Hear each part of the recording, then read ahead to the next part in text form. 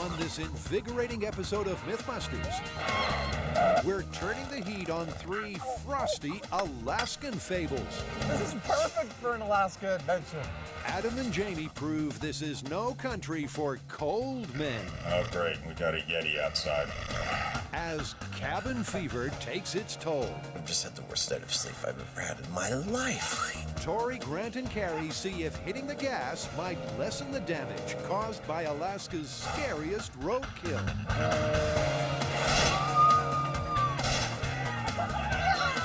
And we'll see if a dynamite-toting dog really could devastate a drunken duck hunter's brand new SUV. Bye-bye. Who are the MythBusters? Did you know what was lurking in your basement? Adam Savage I am the fire ninja. and Jamie Heineman. Is that beautiful or what? Between them, more than 30 years of special effects experience. Joining them, Tori Belleci, I'm in a bad pirate. Grant Imahara, and Carrie Byron. Let's do it.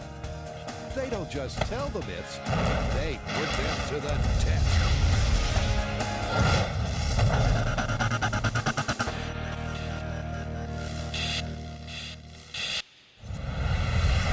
That is an iceberg. It's really cold here, but it's also really beautiful. This place has a mythology all its own. So we've got a full hour of Alaska myths. Tourism types up here market the 49th state as the land of intensity.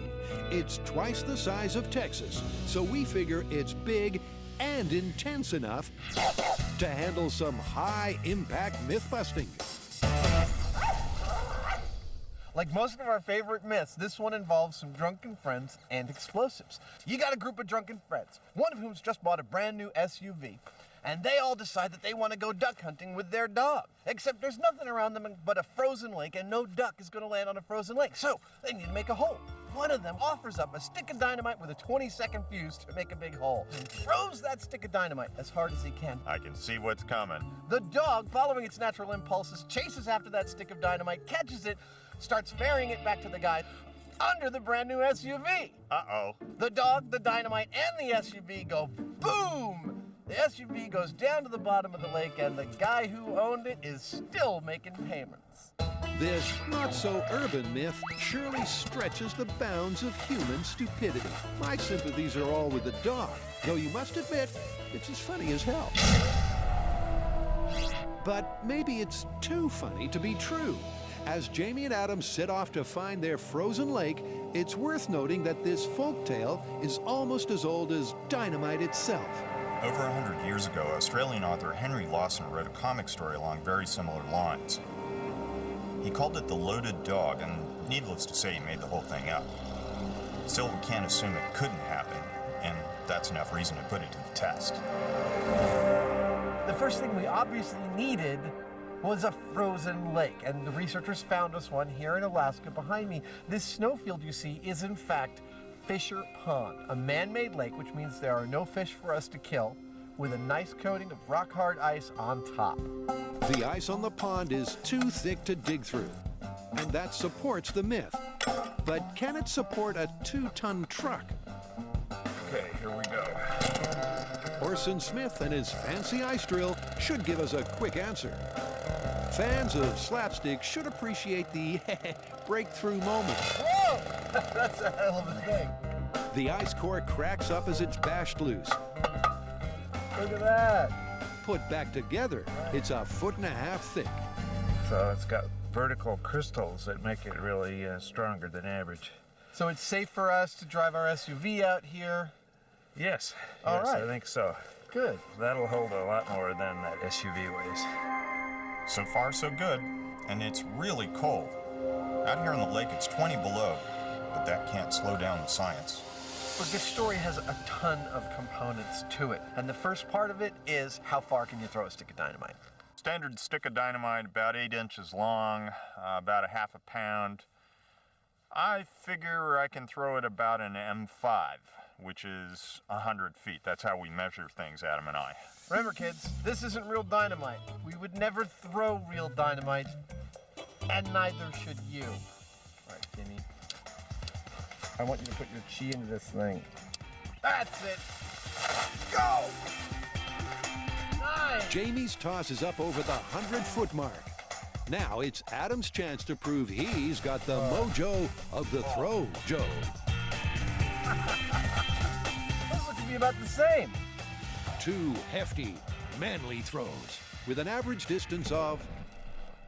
125 feet. Okay, time to bring out the dog.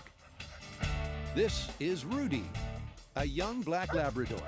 Puffing, drooling, and full of running, he's a born retriever, making him the perfect candidate to try to cover the distance there and back before the 20-second fuse fizzles out. The myth is about a black lab that retrieves a stick of dynamite. That's what Rudy is. As you can see, he's raring to go. He really wants to retrieve that stick of dynamite. And has no idea what he's signed up for. Now, we've got to get another myth started.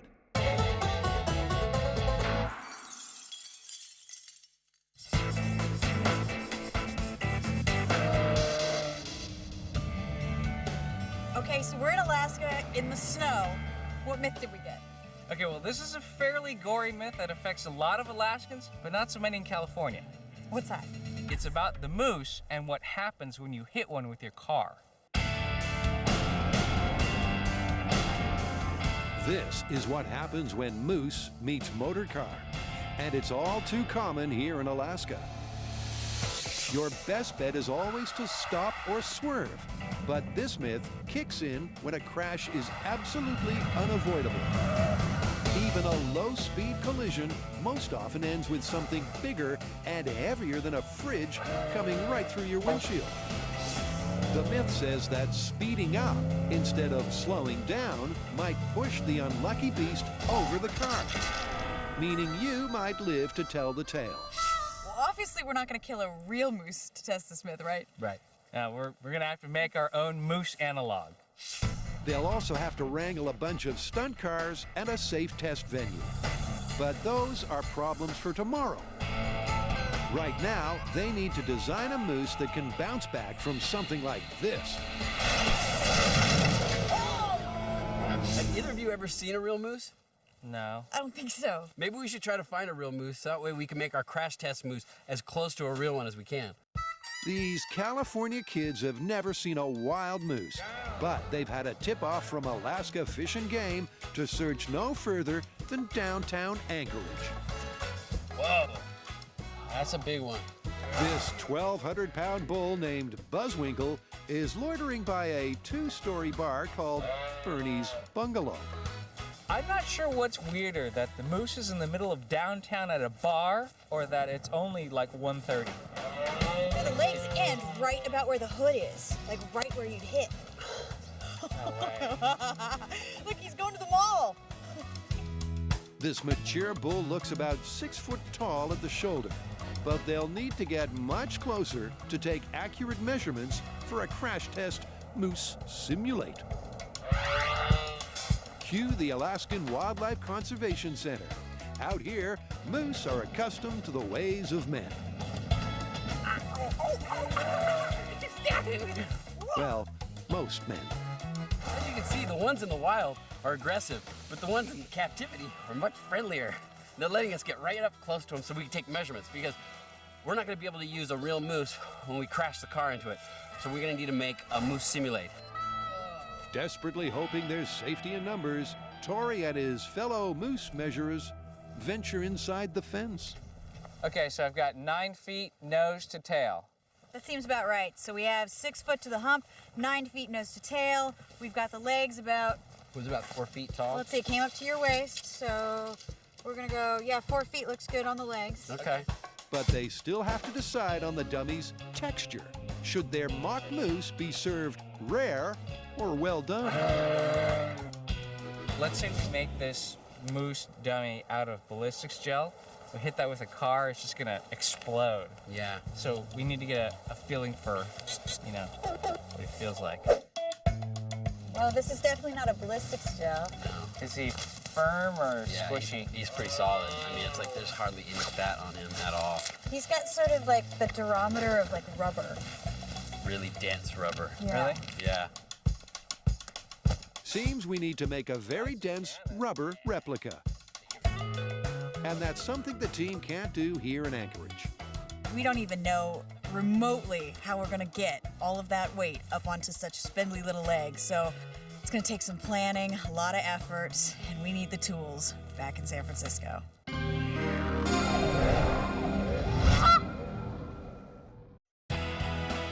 Alaska really is a land of intensity.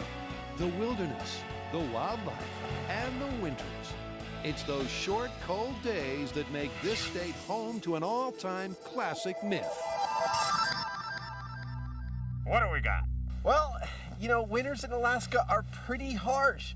The days are short, the nights are real long, people get snowed in with nothing to do, and supposedly they succumb to a condition known as cabin fever. You mean they get like all loopy? Exactly, and, well, we're gonna put it to the test. Well, you're already a little nuts. How are we gonna tell the difference? Actually, it turns out that there are a distinct set of symptoms to cabin fever. All we gotta do is put ourselves in the right conditions and see if we exhibit those symptoms.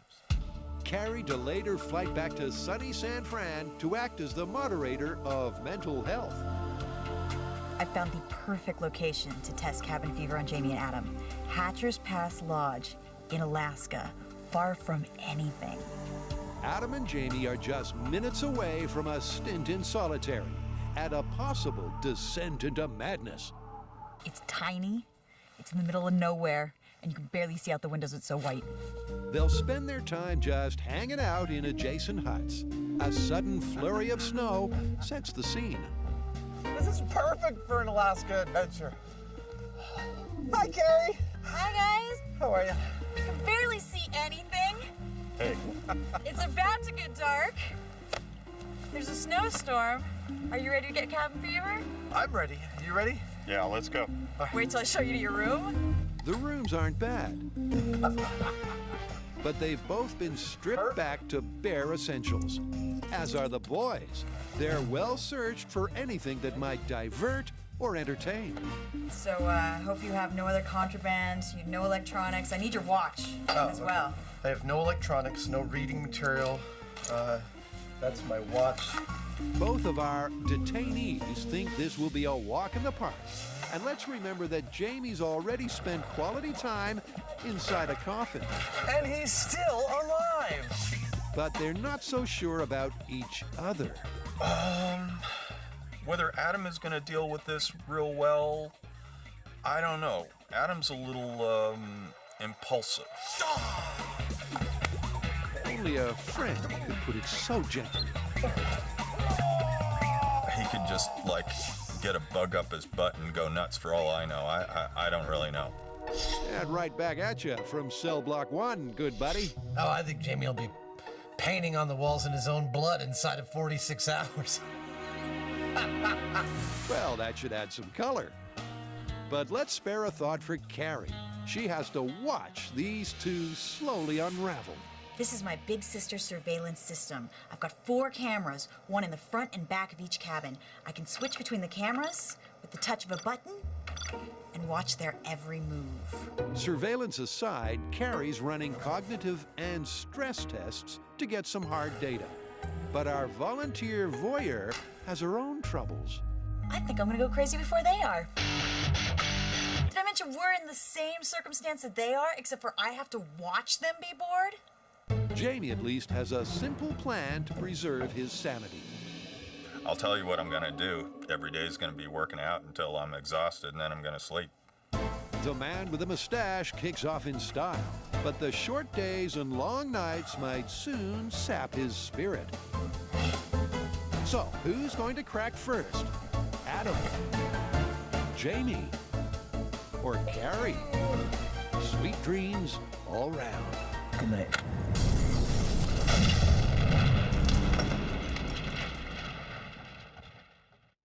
You have Carrie, Tori, and Grant are testing a myth that says speeding up your car might prevent this potential Alaskan roadkill from killing you. Back in San Francisco, Carrie's been on the net looking for inspiration. And believe it or not, she's found a thesis by a Swedish man on how to build a giant rubber moose. That's cool. With his permission, they modify the multi-slice design and source a small mountain of rubber. Cool! Those are the jet cutters right there. With an Omax water jet cutter, H2O Precision can carve our moose slices in next to no time. Tori's already had the details of our design punched into H2O's computer. All right, here's our moose. I know it doesn't look like much of a moose, but it will. Now, what I have here are half-inch sheets of rubber. Now, we have the design of our moose in the computer in slices. Now, once we stack those together, we'll have the shape of a moose in rubber. The high-pressure water spurts out at 50,000 psi. That's enough to cut through 5 inches of solid steel. So this is like the proverbial hot knife through butter. Okay, so this is what we're left with. This is one layer out of over 150 layers of rubber that's gonna make up our moose. Now, once we stack these together in the right order and fasten it, we'll have roughly the same size, weight, and density as a real moose. But a real fake moose needs more than sheer mass. Back at M7, Carrie adds the bones and the sinew. This is the cable we're going to use to keep the moose together. This is going to run the length of the moose twice, and that way when the car actually hits the moose will stay flexible and bendy as if it's a real moose. Carrie sleeves the cable in rubber tubing, and Grant's done likewise with the legs. The deal is we want the legs, this is our moose leg, we want them to be floppy, but we also want them to be reusable once it gets hit. So the hip joint's going to be made out of steel, and that's going to connect to the cable that's inside of the moose leg, and when it gets hit, it'll go flying, and then we can set it right back up again.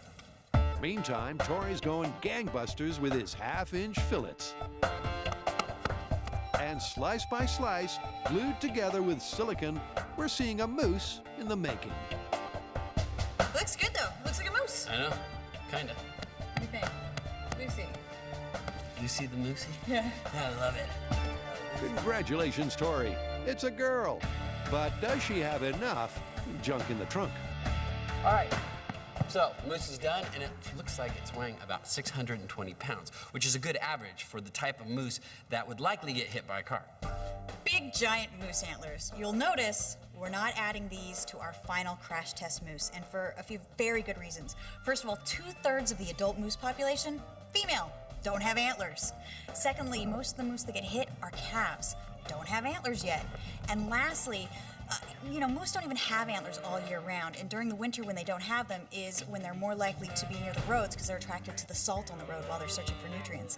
So to have big antlers like this and be hit by a car, very rare. Now that the moose is done, we're gonna see if we can make him stand up. So what I'm gonna do is I'm gonna build a pair of 2x4 legs that the moose will sit on. It'll cradle in, so that way when the car comes crashing through, it'll knock the legs away, and then the moose will behave the way the moose will behave. Building the frame is no big deal, but will it support the massive load we call Lucy? Good move. Stay. It does. Nice. I love it. And it's at just the right height for her ample proportions. And like any cow to the slaughter, it's best she doesn't know her destiny. Moose whisper. All right, let's bring those cars in.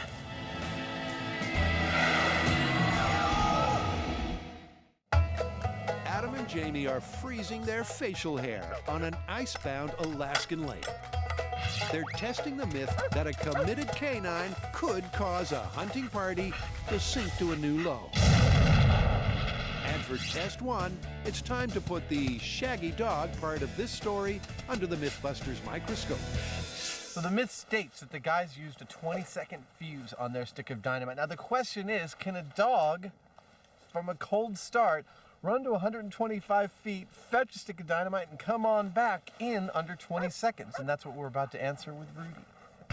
Of course, for this test, they swapped the dynamite for a rubber ball. But you get the idea. We got our starting line, we got the target pylon over there. Let's just throw the ball a few times and I'll time it I'll bet you can throw it to where he gets it right about at that pylon and comes on back, and we'll just see how long that takes. It sounds simple, but remember that Rudy is not only skidding around on slippery ice, but it's 20 degrees below zero. Good boy. You'd think he'd get slower and slower, but each successive fetch and return reads the same on Adam's stopwatch, 16 seconds. So far, the idea that the dog could actually get the stick of dynamite and bring it back is looking really good. It's totally doable as far as the myth is concerned. This whole myth is falling nicely into place, perhaps a little too nicely. Here comes the bit where we try blasting a hole through the ice, Thanks, guys. sinking this car with one stick of dynamite. You know, we broke out of jail with a single stick of dynamite during the Western Myths episode. Or at least tried to. Well, the jail's still there. The jail is definitely still there. After watching that, I can't see this doing enough damage to the ice to sink this SUV. I don't think it's going to do it, but it might. Yeah, it might. And just in case the car ends up at the bottom of the pond, heavy chains are latched onto the chassis. So far, the Alaska Myth is looking pretty good. The dog did his job real well, but now it all comes down to this. If one stick of dynamite can't sink the car, it's busted. And now back to the myth designed to separate Adam and Jamie from their fragile faculties. Day 2 dawns on our cabin fever test, though it should be noted that a midwinter Alaskan sunup kicks in around 10 a.m. Good morning. It is the morning of day 2. I've had a reasonably fitful night of sleep. I had some really weird dreams. I dream I'm in a plane and slowly crashing down on a street in San Francisco. And I'm way up at the cockpit, and I turn to everyone and I say, listen, I don't think this is a real plane crash because I happen to notice that I'm not wearing any pants. And whenever I'm not wearing any pants, it's probably a dream.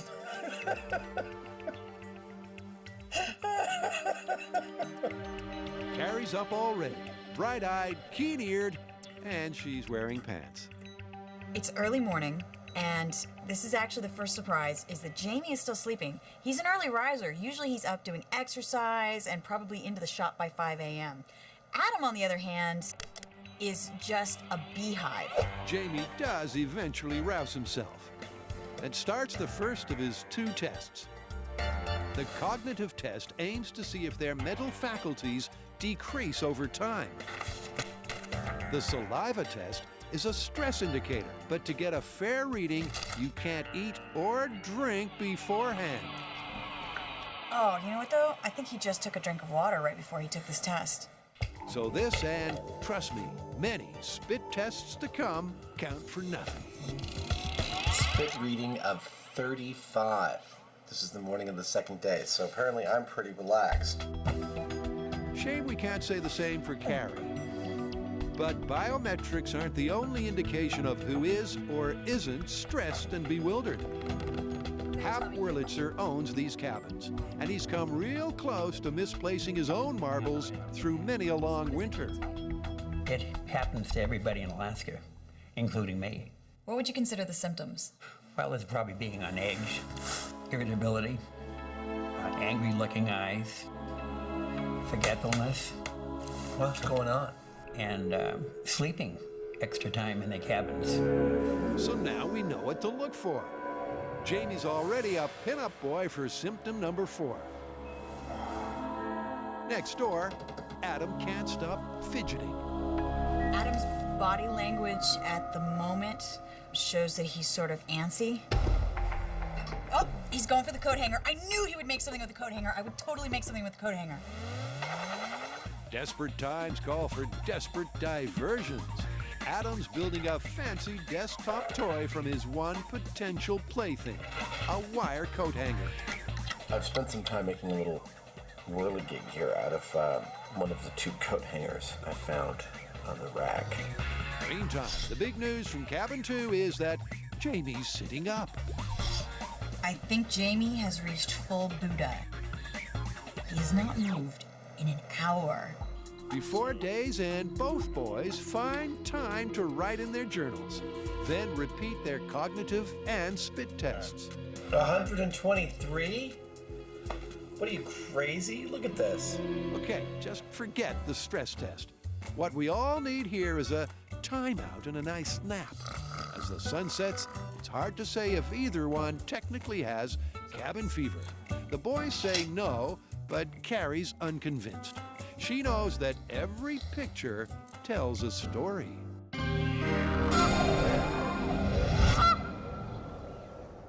Tori, Grant, and Carrie spent the past few days making something that, well, let's face it, we've all thought about but never got around to doing.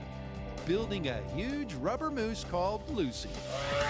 Now they've arrived at a specialized test track for what should be a shattering debut. Okay, so this myth is really about hitting the moose, because obviously if you can stop in time, that's going to be the best choice. Right, this is the point of no return. You're gonna hit the moose. Now the question is it better to speed up or slow down? All right, what do you think? Like 45 miles an hour? It's a good average between highway and regular roads? That sounds good. Crashing cars is more or less what the folks at E-Tech Testing Services do for a living. And parent company Energy Absorption Systems make crash cushions, which could be useful if this moose mayhem runs off the rails. But that's highly unlikely. A guide bar fitted to one wheel keeps the car on track. And through a system of chains and pulleys, a truck tows it from a safe distance in the opposite direction. The reason why we came to E-Tech is because they are set up to test crashes. That's what they do. They have a towing system. It's a 2-to-1 ratio so that their towing vehicle only has to go half as fast as the actual vehicle that's going to crash. Plus, they have a steering hub, and he's attaching that right now, so that way our car won't veer off course and we hit the moose right where we want. But crash test cars still need crash test dummies. You know, I think this is the first time we've ever used Buster for what he was intended to be used for. It's a historic moment.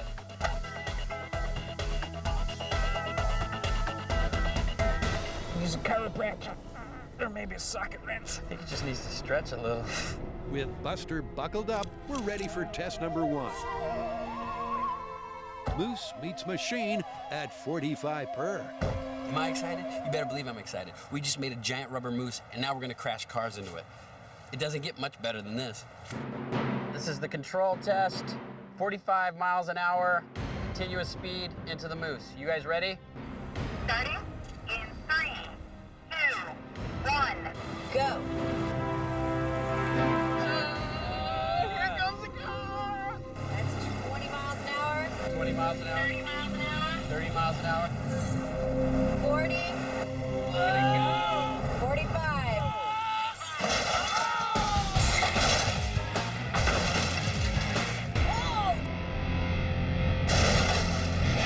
Wow. That worked perfectly. That's great. And the moose is still together.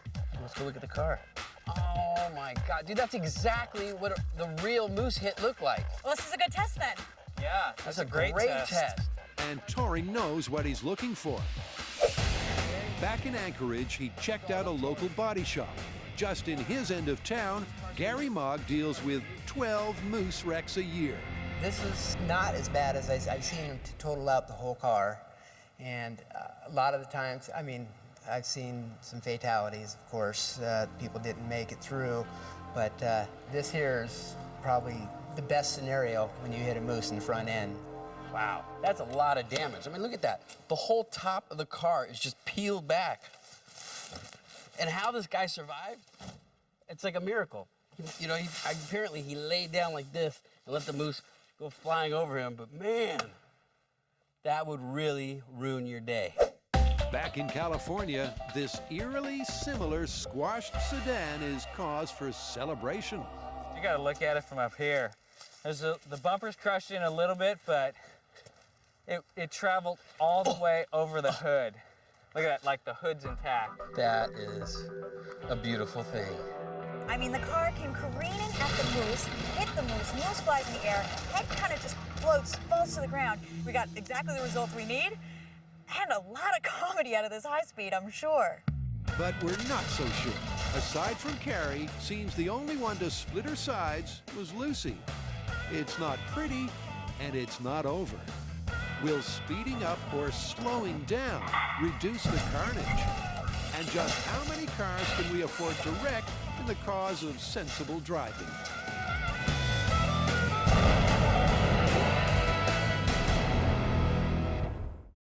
Adam and Jamie are locked in mortal mental combat. The winner of this cabin fever test is the first one to start talking to his own toenail clippings.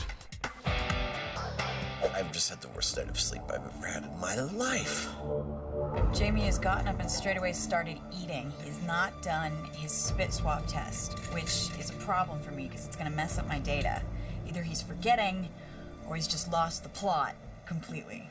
But don't underestimate Adam's cold weather quirks. These long-lived military rations are called MREs, or meals ready to eat. Some soldiers call them meals ready to expel. For breakfast today, I'm gonna have a little jambalaya. It's not exactly toast and grapefruit, but he might get a chance to test his chemical toilet. Oh, I forgot to try the Tabasco in there. Yes, charming. The morning wears on, and self-sufficient Jamie finds there's one thing he can't live without. I don't have any coffee, which bugs me because I'd be a lot more active and less inclined to just nap, which I'm sure is scintillating TV to watch me nap, but it's not my decision. Oh great, we got a Yeti outside. I've decided to play a little prank on Jamie and Adam to help with the ultimate urban legend. Jamie's cold stare shows he's not amused. But Carrie gets a better response from Adam.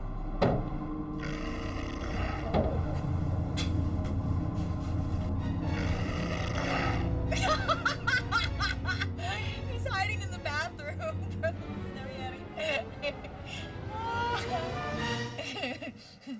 Sounds like Carrie's the one who's ready to crack.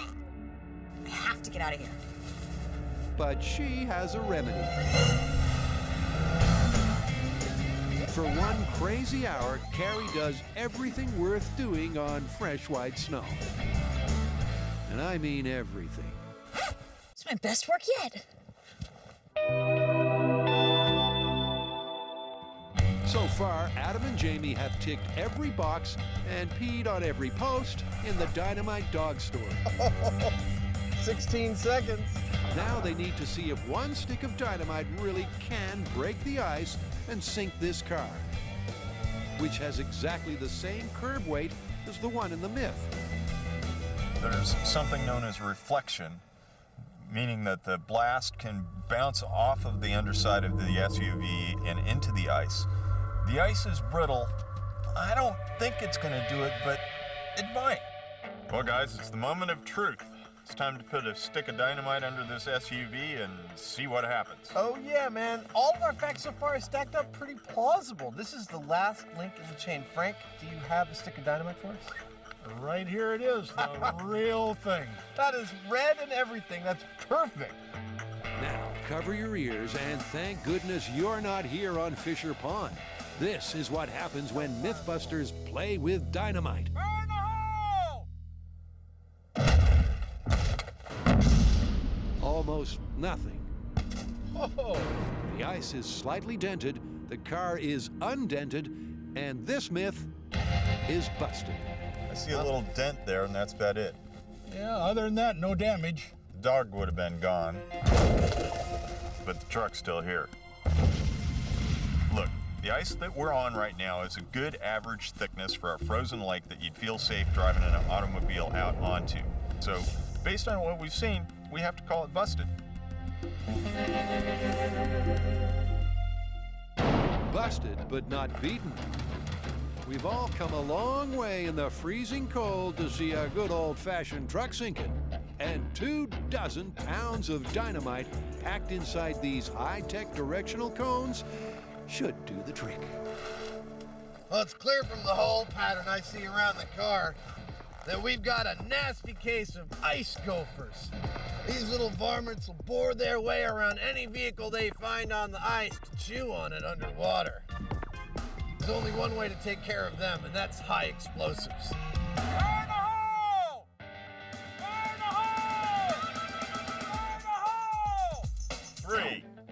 2, 1. Bye-bye.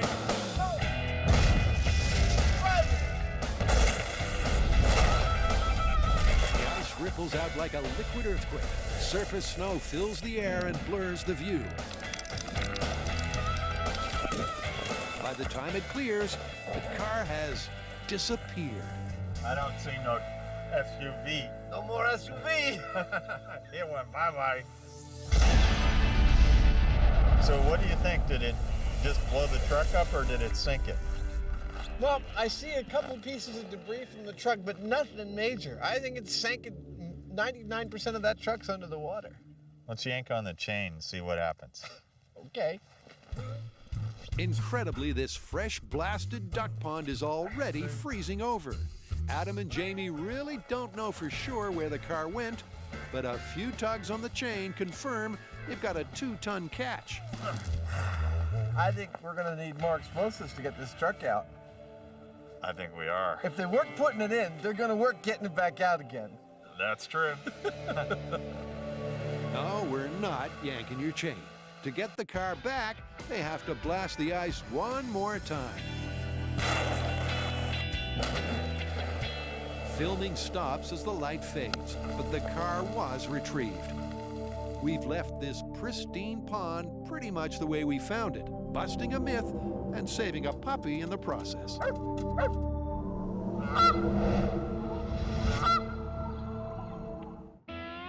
They don't know it, but Adam and Jamie are just a few hours short of finishing their cabin fever experiment.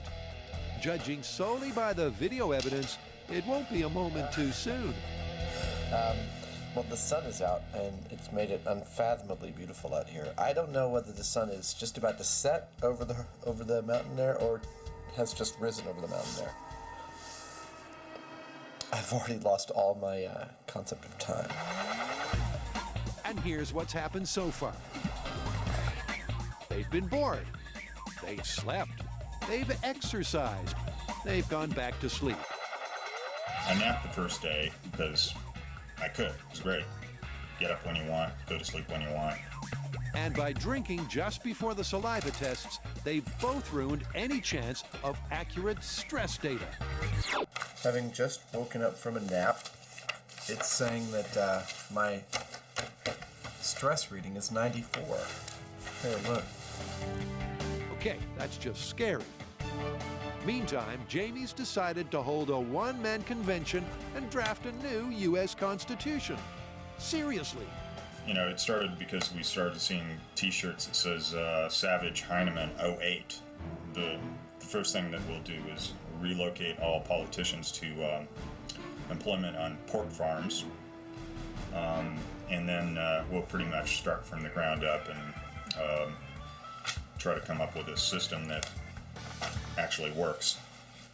You know, get people that run the country that are actually literate, things like that. This test has run its course, and Carrie's ready to pull the plug. Adam's been both irritable and really restless. He's been pacing around the room.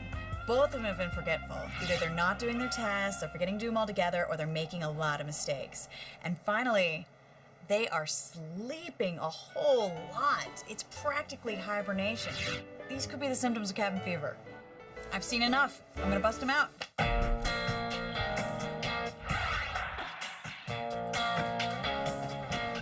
Have you had enough? I've definitely had enough. This was far from the relaxing respite that I thought it would be. Now, let's see how Jamie coped with just Jamie for company. The worst part was the beginning. Off it being here because you're in a closed up room. Chances are you're not going to like it as much as if you had all the normal stimulus. Have you had enough? I'm just starting to get into it. I'm not sure what that proves, and I was a little off about it. But that being said, then I started to get into it. I craved the sound of a human voice. I missed my wife. I haven't been bored, but I have been really lonely. But the real question remains, did either one ever lose his fragile grip on sanity? The cognitive test results were too consistent to prove anything. and they both blew the spit tests. But Carrie's kept a lookout for Hap's 4 sure signs. What's going on with me? Irritability. The mattress was terrible. Forgetfulness. Angry eyes. Oh, yeah. And excessive sleeping. Napping in the afternoon, napping in the morning. I love napping. All right, guys, how do you want to call this one? Well, based on the surveillance, you exhibited 4 out of 4 of the cabin fever symptoms, and you won. Yeah, but he's a robot. And I just got in. It was a long trip. I was tired. I think we could call this plausible. Plausible it is. Okay, plausible. Can I go back to the room now?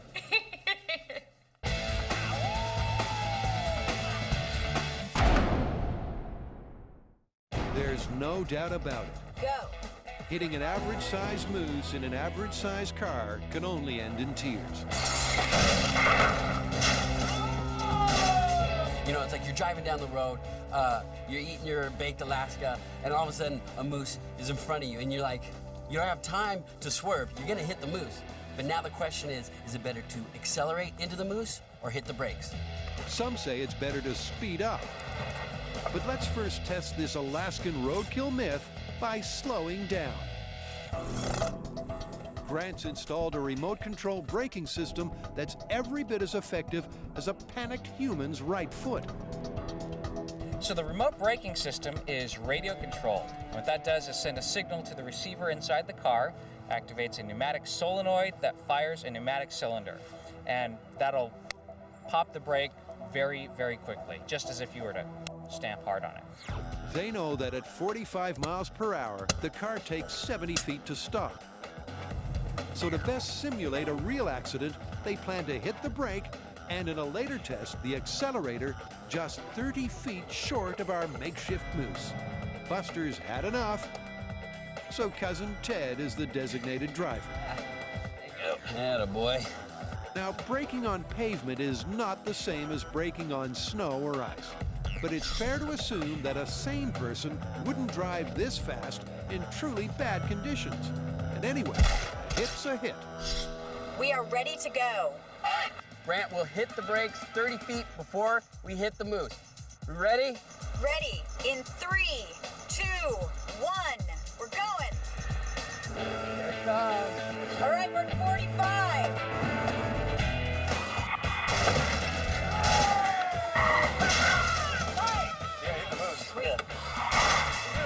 Stop perfectly. Wow. It's another windshield wipeout.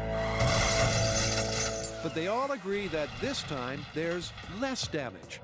And that could mean the difference between life and death. In this test, we decelerated drastically before hitting the moose, and there is not as much damage. I mean, you still don't want to hit a moose. It's a bad thing, but if I was driving, I would try to brake. But they've also noticed that the moose hit higher when the car went faster. This myth might have some mileage after all. I'm starting to think that if you speed up, if you accelerate like in the myth, it might actually hit even higher. Now, whether it's going to clear the car, I'm not entirely convinced of yet. All right, you guys, this is it. This is what the myth is all about. That's right, man. We're going to drive 45 miles an hour towards the moose. 30 feet before we hit it, we're going to speed up and see what happens. So we can definitely see if there's a difference between speeding up or slowing down if you're gonna hit the moose. So what do you think's gonna happen? Oh, I think we're going to do some serious damage to both the moose and the car. Lucy gets pieced back together for the big show. All right, good as new. And fearless Ted gets dragged back behind the wheel.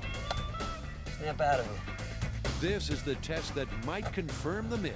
Just 30 feet short of certain catastrophe, driver Brian's been told to hit the gas. All right, this is acceleration test. We are ready. 1, go. 10 miles an hour. 20 miles an hour. 40 miles an hour. 45. Accelerate!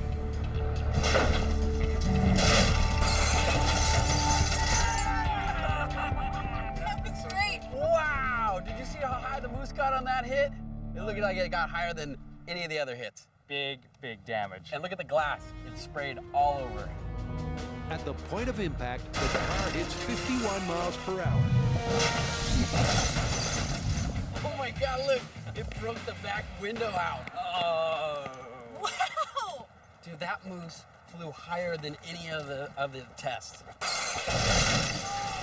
But it didn't clear the car. The side pillars are crushed, and the roof is peeled back like a sardine tin. Look at this. It totally bent the midsection of the car down. Look at the back seat. It went to the back seat. It went whoosh. So what do you think? Going faster? Doesn't look like it's a better tactic. Unless you want to get your car more damaged. I mean, you are accelerating. You're hitting with greater force. More speed is more energy. That's crazy. Myth busted. Myth busted. Busted. Just like all these cars. Okay, it's busted, but all these cars are mid-size sedans. What if your car is a low-profile coupe? The roof is lower, so Lucy might sail right over the top. But Carrie's already made her mind up. Personally, I think people are watching way too many cartoons and getting their physics from Wile E. Coyote. I mean, when he goes off a cliff, he hangs there for a minute before he falls. I think they're seeing the moose gets hit, and kind of hangs there and then drops. It's just not possible. Well, let's see. This time, Brian's simple brief is to put his foot down all the way. This is full speed test. We're giving it everything we got. That's right, low profile car. This is it. All right, Brian, hit it. Here he goes. Oh my gosh. Oh dear. Oh my God, it's going so fast. There's sparks coming out. Oh my God.